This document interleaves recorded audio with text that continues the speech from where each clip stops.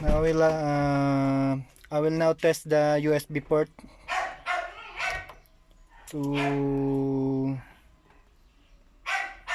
so that we can see if it's functioning or not. I will now insert the cell phone.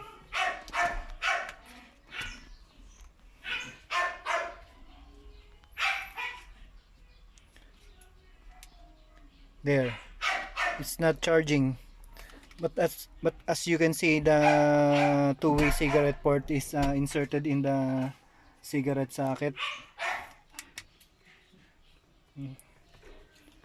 The two-way socket is functioning, but the digital screen and the USB port are not functioning.